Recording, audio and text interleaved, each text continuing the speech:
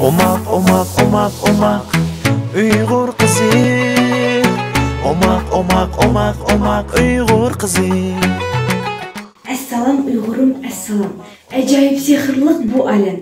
Azada yashash uchun, ishlash uchun, jang qilib o'tishi har odam. Assalomu alaykum ekran oldidagi ko'rarmanlar. Omaq do'stlarim, barchangizga o'tliq salomlar bo'lsin. Mana texi yaqin aradila turbatlariga taragan Omaq Uyg'ur qizi 2021 musobaqasi o'z ishini rasmiy boshladi. Kim bor deysiz? Kim bor deysiz? G'amsiz jugan bugunda har narsaning bir qiri bor ko'rinmas.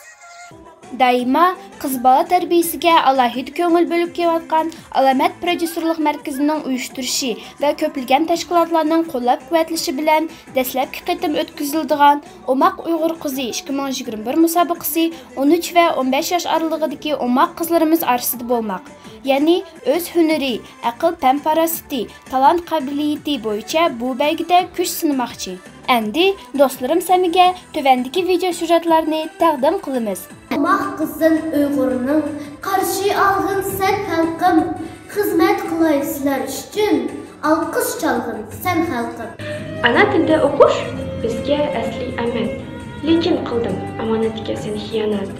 Mening maqsadim mushu Omaq qizi konkursidan o'tib olib, o'zimning aqlligimni, bilimligimni, go'zalligimni ko'rsatish. Qari qashliq, xuma ko'zlik Uyg'ur qiziman. Zap yarashgan shirin so'zlik Uyg'ur qiziman.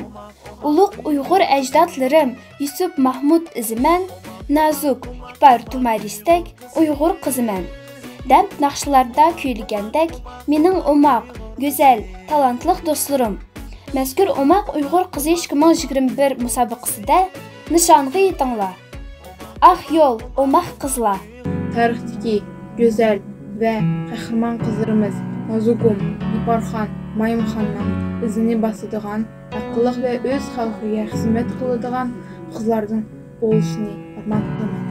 Tashkiliy topning talablariga binoan mazkur Omaq Uyg'ur qizi 2021 musobaqasining talab elish bosqichi onlayn formatda o'tkazilib, 11 qiz tizimlikka ilindi.